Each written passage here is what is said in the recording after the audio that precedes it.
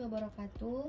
Perkenalkan, nama saya Febiola Aprilia dengan NIM 253-2016 dari program studi bisnis digital. Pada kesempatan kali ini saya akan menjelaskan materi mengenai proyek pemasaran dari tugas ujian tengah semester kemarin. Proyek pemasaran ini saya memilih Kopi Kenangan sebagai brand yang ingin saya analisa. Alasan saya memilih produk Kopi Kenangan itu karena Kopi Kenangan ini adalah brand lokal yang mampu bersaing dengan merek internasional. Selain itu, strategi pemasarannya juga sangat lengkap, mulai dari produknya, harganya, distribusi, hingga promosi digital. Lalu konsep pemasarannya itu pertama kali mulai dari kebutuhan konsumen akan minuman untuk menambah energi, kemudian berkembang menjadi keinginan karena rasanya yang enak, kemasannya yang menarik, lalu harganya juga yang terjangkau.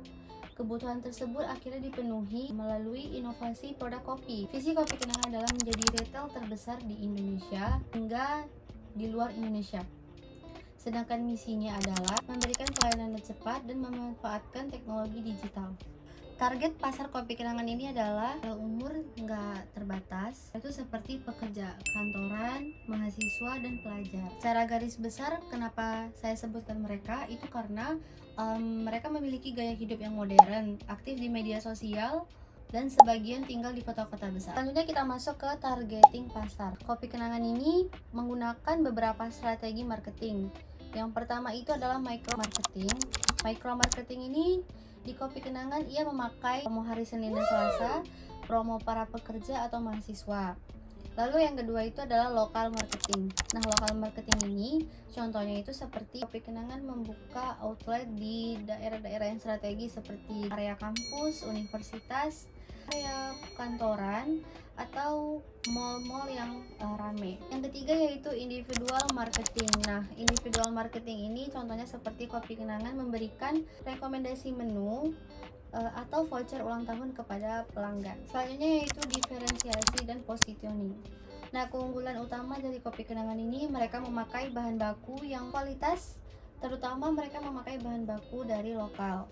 Dan mereka memiliki konsep outlet elegan serta nama menunya yang unik seperti Kopi Kenangan Mantan, Kopi Susu Black Aren, dan karena namanya seperti itu jadi mudah diingat para konsumen. Positioningnya itu yaitu Kopi Kenangan ini memberikan harga yang terjangkau bagi kawasan pelajar dan banyak orang, tapi berkualitas hingga mampu bersaing dengan kopi merek internasional. Selanjutnya, keunggulan Kopi Kenangan ini antara lain menggunakan bahan baku yang berkualitas, biji kopi asli dari Indonesia, lalu harganya yang terjangkau seperti dari 19.000 hingga 30.000. Lalu inovasi produknya yang terus berkembang. Jadi Kopi Kenangan ini setiap bulannya atau setiap beberapa bulan sekali itu akan launching menu-menu baru.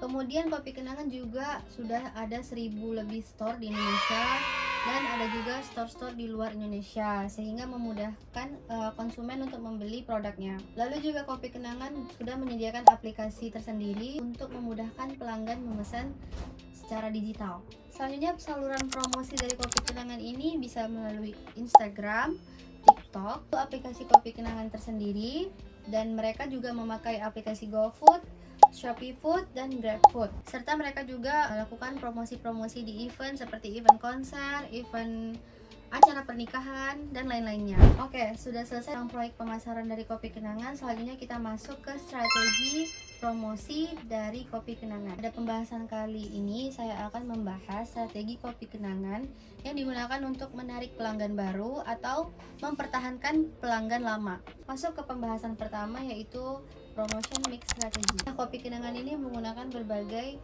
promotion yaitu advertising melalui media sosial seperti postingan menariknya di Instagram dan TikTok. Lalu sales promotion, nah itu seperti diskon di hari tertentu dan bundling. Lalu personal selling dari baristanya langsung kepada pelanggan di store. Kemudian public relationship, itu tuh seperti kolaborasi Kopi Kenangan dengan brand ambasadornya seperti Ivan Gunawan, Angga Yunanda, dan soon mungkin bakal collab dengan salah satu member dari NCT Dreams. Kemudian perjalanan konsumennya. Nah, pertama itu dimulai dari attention. Nah, melalui tampilan dari media sosial yang menarik, kemudian mereka interest karena ada nama menu yang unik. Kemudian timbullah desire dari diri konsumen ini melalui program loyalitas. Terakhir itu yaitu action. Pelanggan ini melakukan pembelian melalui aplikasi atau pembelian langsung di outletnya. Selanjutnya itu ada message appeal.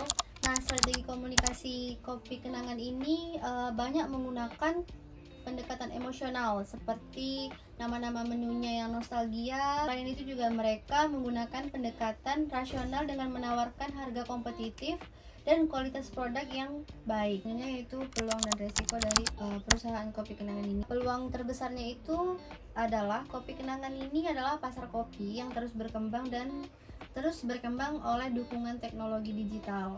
Resikonya itu mereka harus menghadapi tantangan berupa persaingan ketat antara perbedaan karakter di setiap negara. Kopi kenangan itu tidak hanya mencari keuntungan, mereka juga akan menjalankan program sosialnya yaitu CSR. Nah, kopi kenangan ini melakukan program CSR ini seperti membantu tadi kopi, memberikan pelatihan gratis kepada barista, serta mengedukasi masyarakat tentang pengelolaan sampah dan konsumsi kopi yang berkelanjutan. Untuk sustainability-nya dari kopi kenangan, untuk kedepannya mereka berkomitmen untuk lebih banyak menggunakan bahan baku dari lokal, lalu mengurangi emisi, perluas penggunaan kemasan ramah lingkungan. Sekian penjelasan materi mengenai pemasaran dari kopi kenangan dari saya. Terima kasih.